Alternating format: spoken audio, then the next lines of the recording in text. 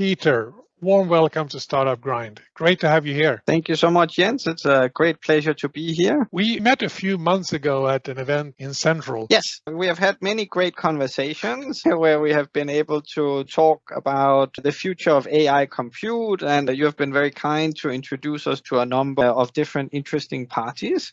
I find Startup Grind is an amazing platform where we are able to really expand our reach, as well as learning a lot and hopefully able to teach your members a little bit about what it is that we are spending our days working on and in our vision for AI compute, specifically in Asia. And we're going to go quite technical today as well. So that's super interesting. But before we start, maybe you can make a short introduction about yourself. How long have you worked in Hong Kong and your experience so far? Yeah, I'm half Danish, half Icelandic. I've been in Hong Kong for the last 17 years.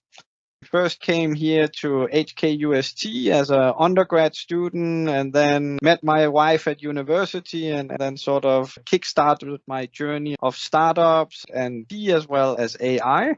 So I've had the privilege to work for some very large-scale startups like Lazada in Southeast Asia, now part of Alibaba.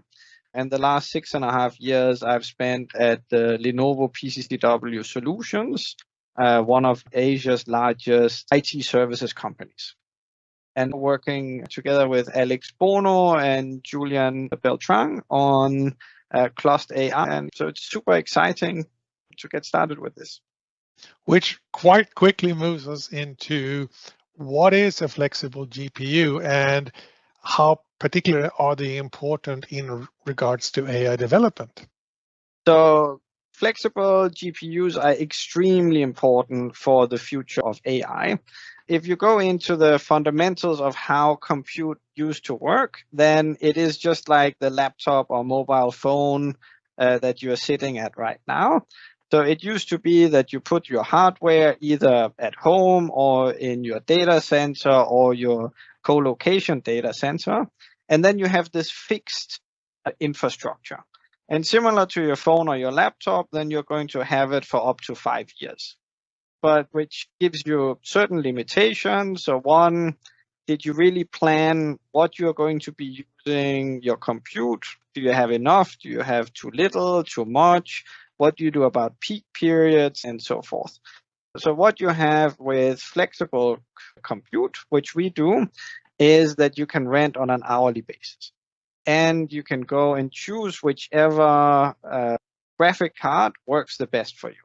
So dependent on your different models. So if you're having a smaller model, you can use a cheaper GPU. But if you have a complicated large language model, then you can create very large clusters, up to thousands of GPUs that are linked together to run your models. And then you only need to run it for the time that you actually need.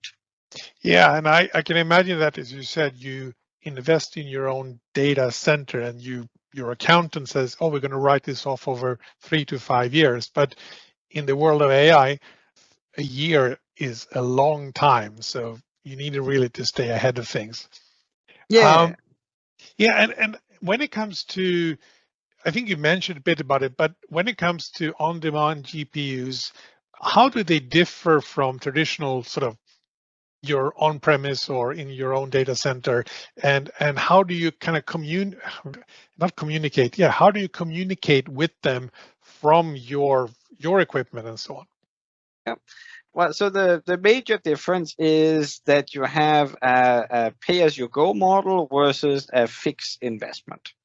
So it is like in the olden days where you would buy your Microsoft license, then now you get a 365, right?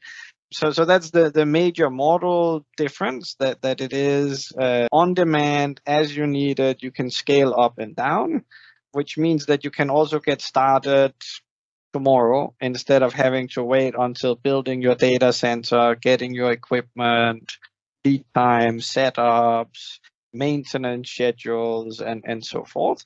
So that's of course one of the major changes there. Then how do you access it? So the access is just through the internet. So it's on the cloud, similar to how you are used to work with any cloud provider, right? So your OneDrive or so forth. So you put your container inside, and then if you are finished and you are done with your model, then you can take your container out again. And so it also gives you a lot more flexibility. So you can say we are closer to what is called bare metal compared to some of the larger players, right? Like AWS and Google, where if you compute inside their system, you need to stay inside that ecosystem. So here it is that you have the true flexibility of having your own technology stack. You can move provider, you can move from one GPU to another GPU, optimize your model, and have the full flexibility and benefits of that. So basically, you only need your Docker image, and then you can go and rent it whenever needed. Yes. How much? And as you said, it's down to 1 hour. That's the shortest or longest time period you can. Do you have any? Because and what is 1 hour? And so, do you have any sort of case studies when it comes to examples where you're using a flexible GPU and do something much faster than if you would sort of use an on-premise or in your own desktop GPU? Yeah, so we have a good example of one of our customers, a US funded startup, where they had their development team sitting in Asia. And their co-location provider, first of all, did not allow them to work because they were sitting in Vietnam. And then you had a latency issue.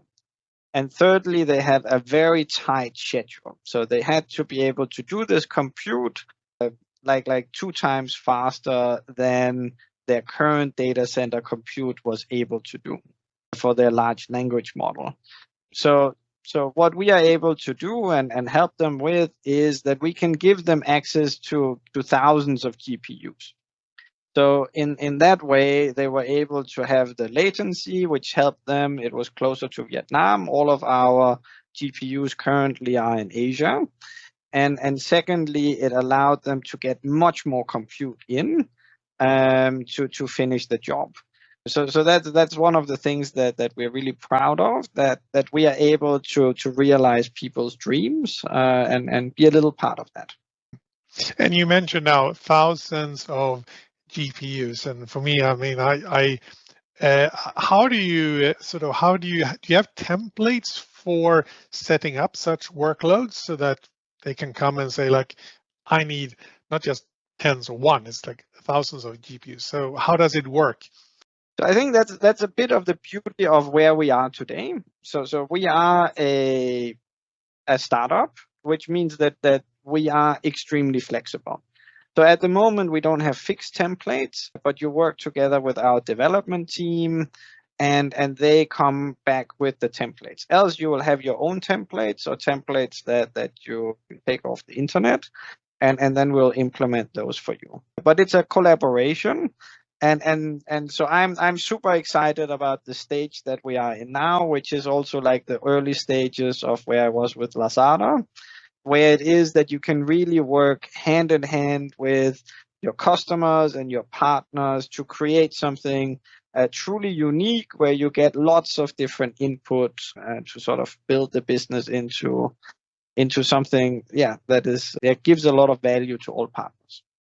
And as you mentioned, that team who was in Vietnam, they of course reduced their time to finish product, which on the AI market, if you're number 2 or number 3 to the market, you might not be counted. So you need to be number 1. But how cost efficient are these on-demand GPUs compared to having to sort of build it yourself? So I think there's been a few studies out there, and in general, the main issue is that it's very hard to actually know how much capacity you need to buy. So most of the time, you're going to be overbuying. So most companies end up with around using 10 to 20% of their capacity. And so you have a massive amount of compute that sort of goes wasted. what we are doing is that you choose it on an hourly basis, down to an hourly basis. You can also lock yourself in for 24 months and get a good deal. So it depends on if you have a base level that you have you have a stable model that is going in, and you're churning so much every hour, then you have that as your base, and then you can top up on an hourly model.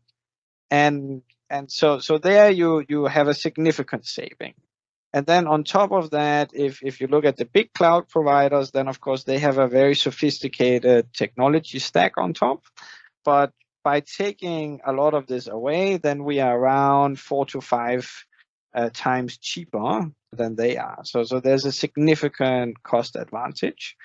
And when we talk to a number of the startups, then they get trapped in these ecosystems because they get a lot of free credits in the beginning. They build their models there, and then reality hits, and you're not able to secure enough funding to be able to run it there. So by that way, by staying as close to bare metal with your own technology stack that you can control, it's much easier to plan your run rate and really create a successful venture. Yeah, well, yeah, as you said, I mean, if you're in the beginning, you talked about it's just a Docker image, so therefore you really have control. There was an interesting point there about that if you buy a GPU or GPUs, you only use a small percentage. So if you turn the question around, if somebody now watches this and says, hey, I got GPUs that I don't use, can they contact you and sort of also get their GPUs on your platform?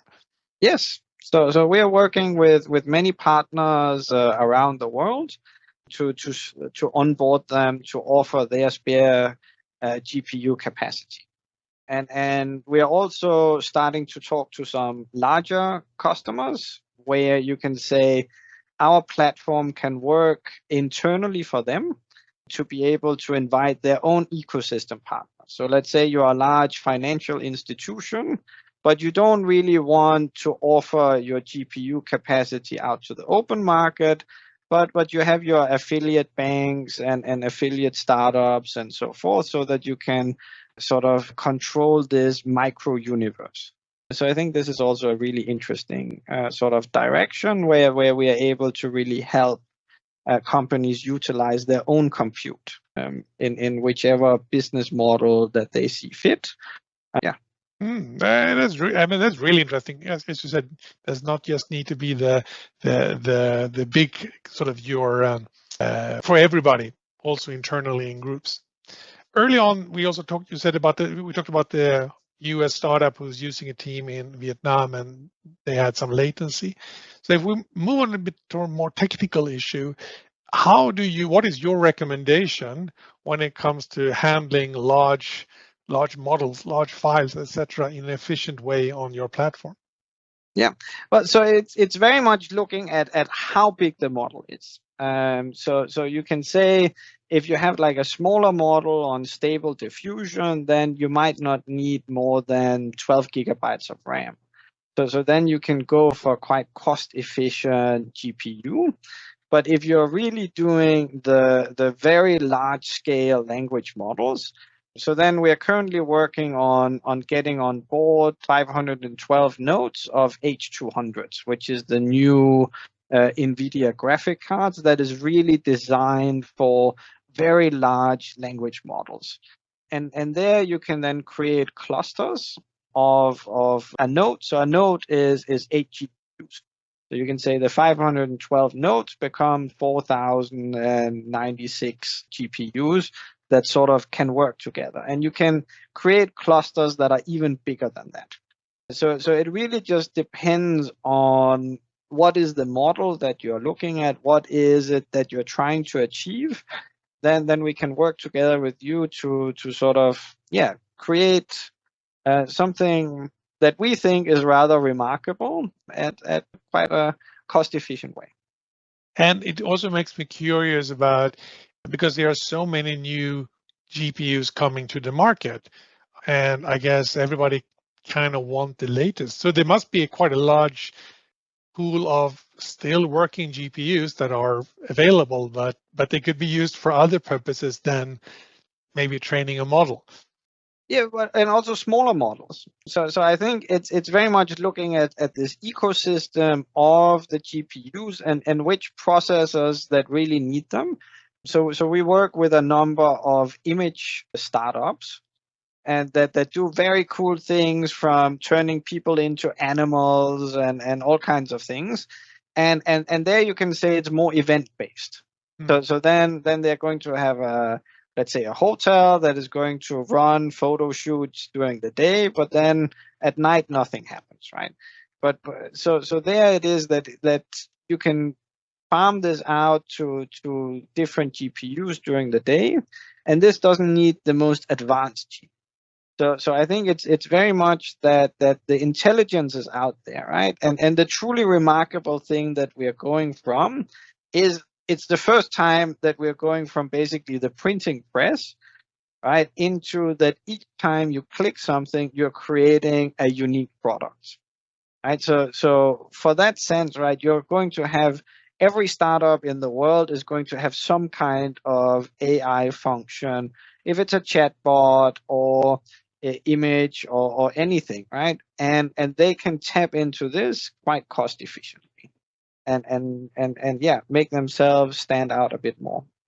Interesting. And when it comes to, as you mentioned, because we're talking about thousands of GPUs, how do you maintain dependability and uptime?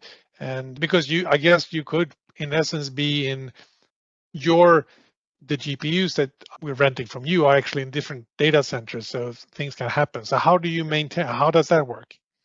So you can say in the beginning, when we started off, we played around with a number of smaller players that only had like a few GPUs, and then you had like quite some quality differences. But most of the GPUs used now are data center grade. And so all the GPUs that we have on ClustAI are data center grade GPUs, which means that they operate under like a 99.99% uptime. It's all run extremely professionally. So there's no issues there. So we have learned from our mistakes during the startup phase on how to manage this. Now, and yes, as a startup, that's what and now you're also helping startups to get even better AI models. You mentioned a bit about now you are also a startup and you are also marketing yourself. And it's not every day that we get a chance to talk to somebody who both work with the technical side but also in the marketing side. So I'd like to take the chance to talk about sort of what's your experience of getting your product out there and sort of communicating with the end users. What's your experience on that? So my experience is quite wide. So you can say from everything from Lazada to HKT to Lenovo and so forth. But in the essence, I feel it always gets into the same thing. And it gets into one that you have a mission, right? And so for me, it is a bit to be flexible. So we have a mission, but then it is that each customer is going to have a different requirements. And then it is iterating towards perfection. And then I think one of the key things that I learned from the Rocket Internet guys is to be relentless. So I think I remember when I joined the first day in Thailand, and I was told that if you don't double the sales this month, you get fired. and afterwards, my boss drew on an Excel sheet 20% month-on-month growth rate, and then he said, "That's your target for the year." So I think it's push, and it is really trying to get to know all of your partners, customer side. Dig into what are their pain points, right? And how to be valuable to them. And the same with your partners. So the data centers and everybody else in the ecosystem, right? So there's no magic. There's just grease and a smile, and trying to make it as fun for everybody as possible. Yeah, I really like that about being relentless, because if you really push hard, then often it does work. Now, when it comes to partnerships generally, how important are partnerships for startups to succeed based on your experience? It's very valuable, right? So it's one of the key foundations, right? So it depends on the technology stack that you create. It depends on the reliability that you're getting moving forward, and how people are going to help you to achieve your targets through them. So for me, building ecosystems has been something I've been doing for many years, and it's the most fun part. It is where you put the two together, and you get to be the middleman, and really create value for both parties. And when it comes to, because when you work in an ecosystem, you still need to want to measure it. What's your advice in regard to measure success in go-to-market strategies, or measuring success in the partnerships? So it is still the desired outcome, you can say. So KPIs, and then I'm a big fan of agile myself. So trying to set 2 week sprints where it is, what are we doing? Let's learn and test and test and test, and then okay, what did well, what did not well, and then push with newfound energy to the next 2 weeks. So for me, that's the key, right? So some clear smart goals, KPIs, and then rapid iterations. In like 2 weeks intervals. Yeah, yeah, and that's good, because that means that you have the option to change direction if needed. Now, what are then, also from your experience, common pitfalls for startups early on when they create these go-to-market plans? The general one is always that they don't listen to the market. So my general, and I've been in those traps myself before, right? Where the boss sets the direction, and everybody's like, and then you plow down the road 6 months, and then all right, that didn't really work as we had expected. So for me, it is getting validation as quickly as possible, right? So don't stay inside your own head planning and building things, right? Get out there, get feedback, find out, is it a good idea, is it a bad idea, and then iteration. So yeah, that's the key. Yeah, knocking on customers' door, because if they say no, then you get data, you get information that was not the right thing. Yeah. Now we are in the AI world, as to say. So looking forward, what has changed when it comes to go-to-market strategies? Has AI changed it in any way, or is it the same? Or where do you think we are going in regards to this, for strategy and so on, with the help of AI? So I think with the help of AI is, of course, so I love the agent model, right? So you of course have the simple things like a co-pilot where you can write any question in, right? And preparing for an interview like today, right? You can write the different things, you get different feedbacks, you can iterate. So it just gives you the speed and the rotations, right? So how much can you do in your 2 week sprint now is elevated exponentially. Then you can say my role is how to reach out to as many people as possible and fill my own calendar with as many meetings as possible with potential customers and partners.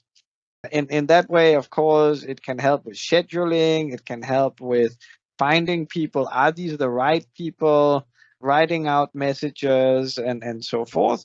So it really it goes in where you used to have support staff in the past. So it makes it a lot more lean. It keeps the control within yourself, and enables like the rest of your team to have more time for reaching the mission. Yeah, agents are super interesting. And yeah, maybe we'll have mixed teams, both human and AI teams of agents and people, and then we bounce ideas around in Slack or Teams. Yeah, which is not much different, right? So No. I've had team members in Philippines that I've never met, right? So like, or other markets. So it's a super exciting world that is unfolding in front of our eyes. Yeah, and especially when these agents also get access to physical objects or can make bookings and so on. On a last note, how do you stay updated on everything that happens in AI? What is your advice to people who wants to stay updated? Where should they go and look for information? So I think Startup Grind is definitely a great place to start. I think you have a strong library of interviews like this one. Other than that, I think I think things like Copilot and other systems are actually really good in sort of building up the having the up-to-date information. So the hardest thing can be from time to time that you look at articles and they're just outdated. Other than that, then I do classes myself regularly to sort of keep myself up to date and learning from various sort of online portals. And then there is just so many great websites and YouTube channels out there to sort of fill you with information, depending on if you're driving or sitting in an airport lounge or what the situation is. Yeah, and you know, classes like as you mentioned, classes, and also I personally also follow a number of YouTubers who every time there's a new announcement, there's a new video out there, and then you learn something. Yeah. And great interviews. They normally pull in super exciting people to give a different context. And so, yeah, it's amazing what you can learn in a few hours. Last things. So I encourage everybody to come and try our platform. It's very affordable. We have GPUs down to 18 cents US dollars an hour. So we encourage you to really start your AI journey together with us, where a little bit like in the old DOS days, right? You get into the actual meat of the things and try to understand some of the fundamentals, how this is going to help to change the world around you. So we are there to help anybody who wants. So please reach out to me. You can find me on LinkedIn, Peter Reumert, or my email, peter@plus.ai. So please help to reach out, and very much looking forward to speaking to many of you. Great, and we'll put those contact details also in the YouTube notes. Peter, once again, big thank you for being a great guest at Startup Grind. Thank you so much, Jens. It has been a true honor. Yeah, and we look forward to hearing more about your journey and maybe come and revisit that question about how you then used AI to also build your company. Will do. Very much looking forward to next time. Thank you, everybody.